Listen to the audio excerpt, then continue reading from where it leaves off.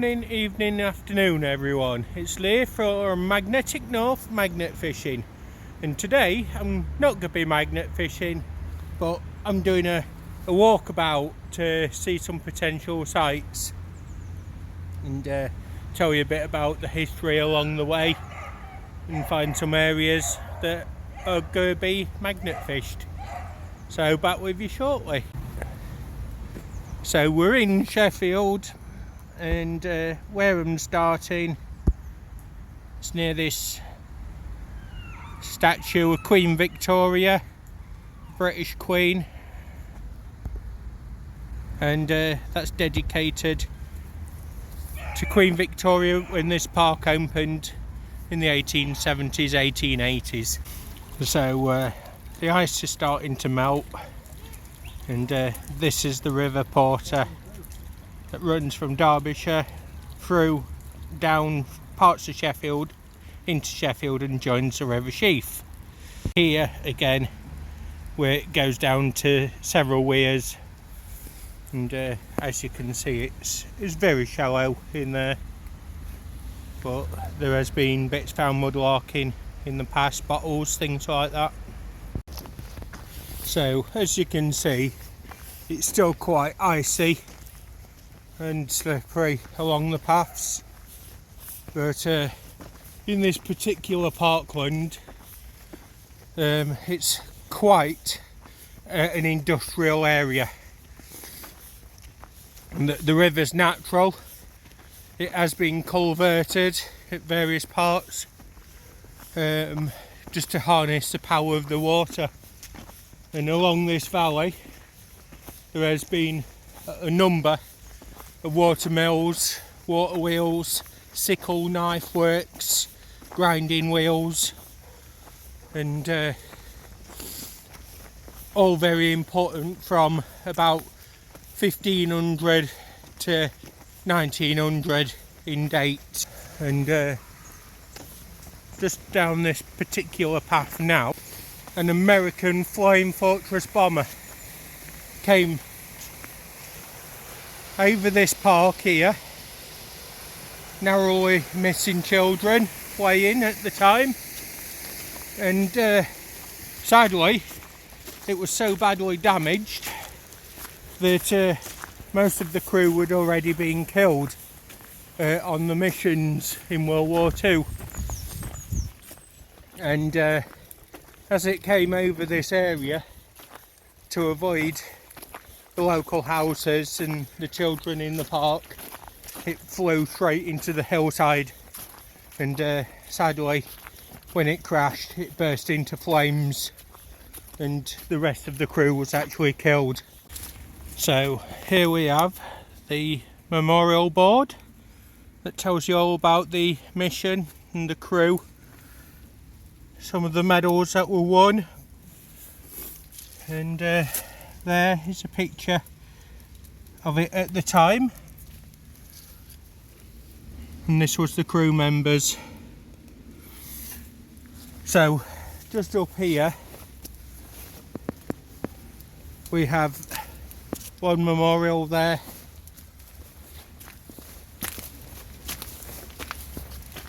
we have the main memorial just here, nicely kept, well respected, such a beautiful poignant sight. And if you come up these steps here, just up here into the woodland, just up here we've got an area of cleared trees, and it's actually there where the plane crashed and burnt out all those years ago. Just here.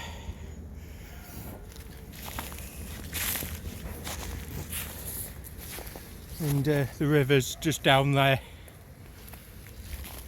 and some of these trees, it's said, were damaged when the plane crashed, like this one here. And it's said that some of these trees in the past they've found bullet heads embedded where the machine guns let rip of all the ammunition that it was carrying, 50 cal bullets. And where this stone is, down here,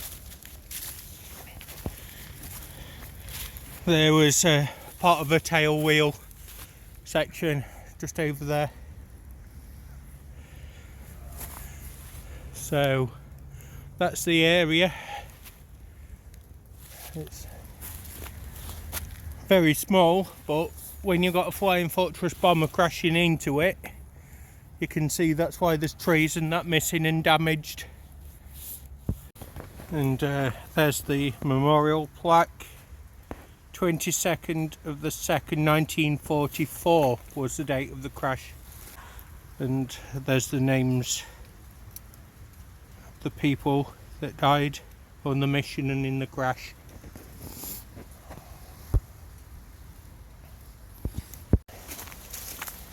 And just down from the war memorial, there's the river again.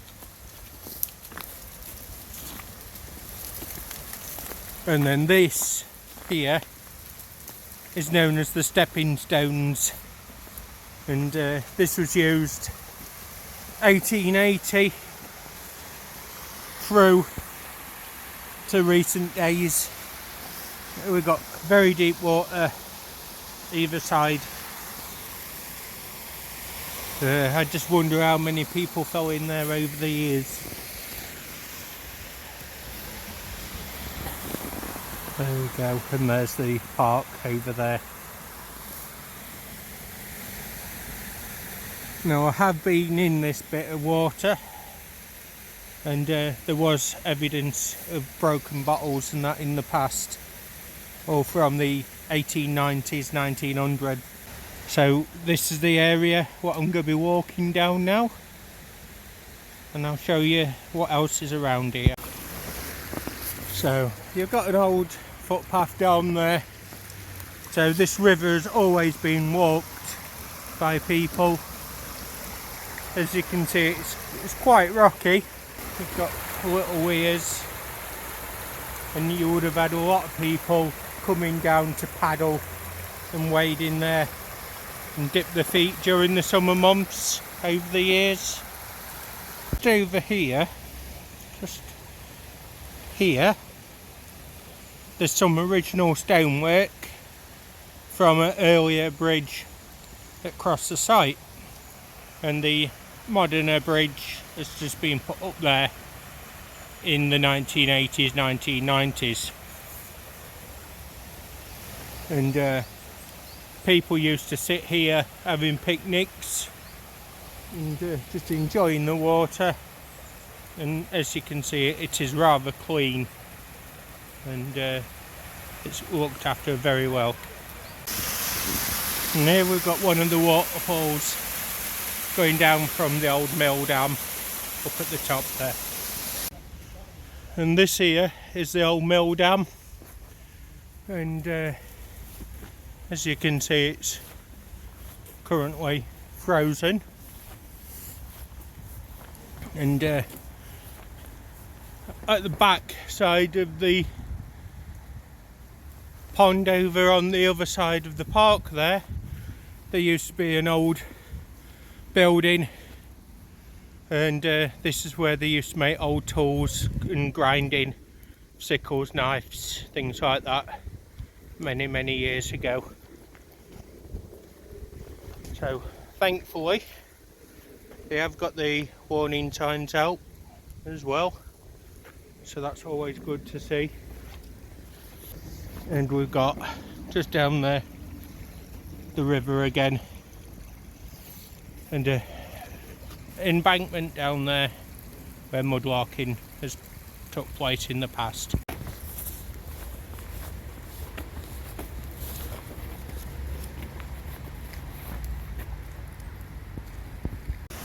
So this particular section here of the river, that's got very old worn stones and that in there, and they're from parts of the old mill. Over here, a very unusually constructed bridge with steps, a slope and more steps. But when that was built, they got the gradient wrong, so it was built that way. As you can see, there's lovely old stonework patching up the sides of the river, and I can see in there is iron bars and things like that from old railings, so definitely go give this area a go. That bridge, very icy, goes up to the main road. Now on this side you can see these old structures and a little bit of a weir. Now that there is where there used to be a gate, which used to be a flood defence for the park, and some of that stonework there is from the original foundations of that, and there's the deeper water down there as well. So it goes up this way. So this is one of the local river access points, and it's normally all the way up, but the water's down today, and as you can see, there's bits of old bricks in there, local makers on them, and you do get bits of pottery mixed amongst, and that's the bridge down there again. And up here you've got these large boulders, but then you've got unusual stones like this, and they're iron banded stones containing natural iron, and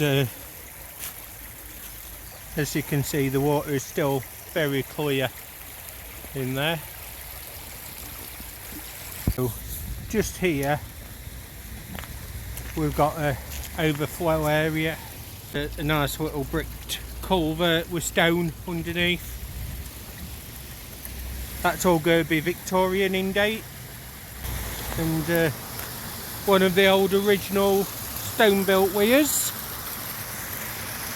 It's deeper on this side naturally than it is on that side there, and you can see that it's got grooves in there, and some of those would have been to hold extra bars of wood and stuff to regulate the flow.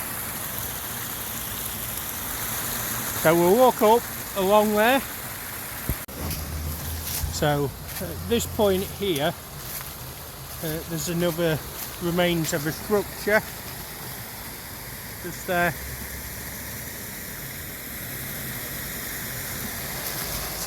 And there's another weir there, and that was built to harness the water. Very old stones, you've got old pools and that down there. And at this point the water is actually quite shallow, as can be seen. Still very clean looking as well.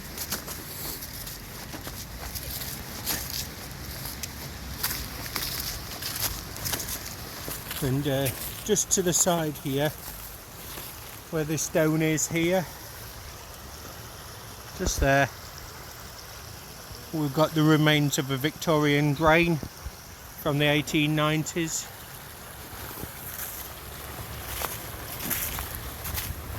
And as you come around the top of it, in the water there, this round circular bit in the old days was known as the bathing pool, and that's where people used to do washing of clothes and things like that. And we've got another small weir just there, and then the water turns nice and calm as it goes upriver. And at this point I'm going to try and get a better angle So all those stones in there, they was placed there to keep the flow of the water nice, and this was used as a crossing point for horses and things to cross. And where that crossing point is, there has been pottery from the 1700s found in that section of former old drains, and that goes all the way under. Lovely roots on the old trees there.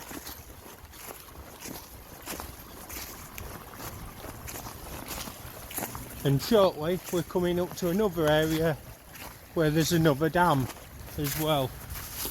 And now we're in Sheffield, and a dam does not refer to the actual dam head. It refers to the body of water itself. The pool, the lake, whatever you want to call it. It's where all the work happened. There is markers along the way, and this one is where the never spur gear wheel were, and it tells you a bit about it just there.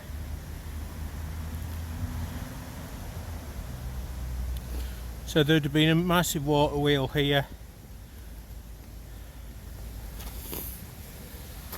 just over the back here.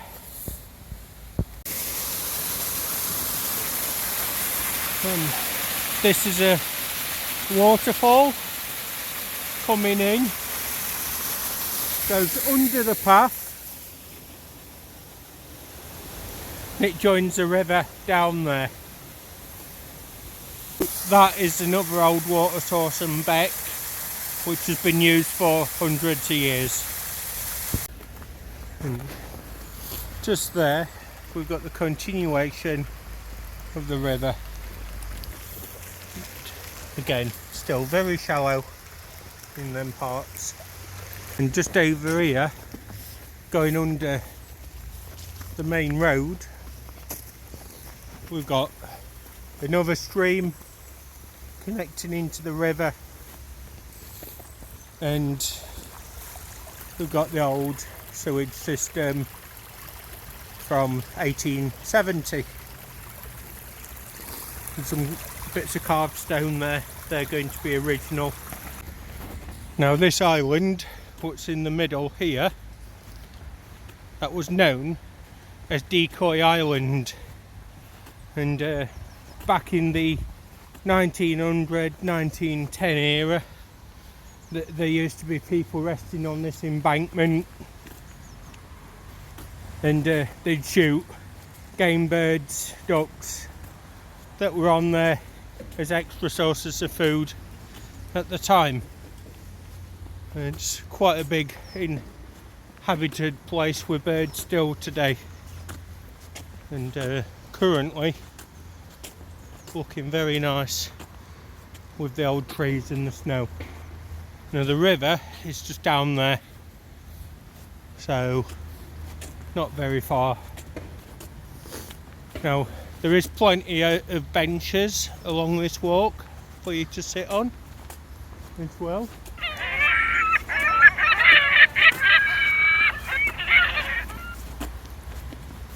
And there's the seagulls enjoying themselves. Again, it is signposted with notices.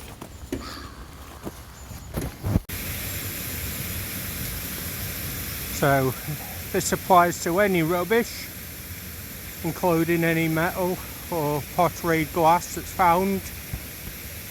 Always take it home, recycle, and keeps the area nice and clean. So at this point we've got a double step weir. So very deep water down there, a weir with brick built, a very deep pit, and another drop here. Now this was to regulate a water wheel's power, and there is actually just down there, there's a big grinding wheel. Got a lovely old iron footbridge with a concrete centre just there, crossing the original river. And that went up to the old Victorian houses over there.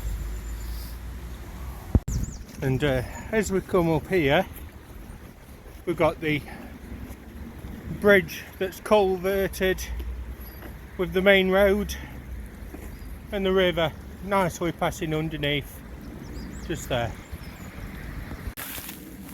So the river did disappear under that road, and it goes underground for a while, but then it emerges just over there, and just over here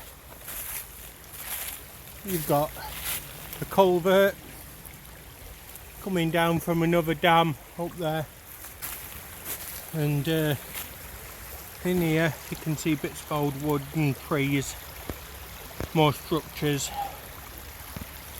Again, it's another good area for mudlarking. And there's the embankment for the original dam up there. And just looking down here now, I can see there's definitely big old iron weights and things in there, old bricks, pottery. So yeah, that would definitely be worth a look at.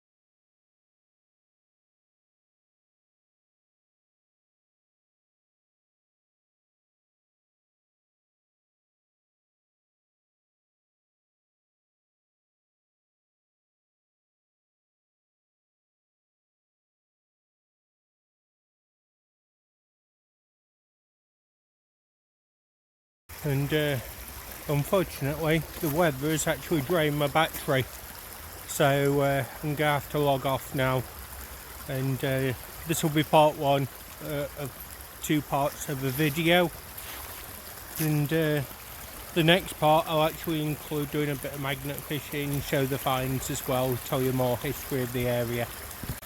So thanks for watching, and unfortunately it's bye for now, and hope you've enjoyed the video.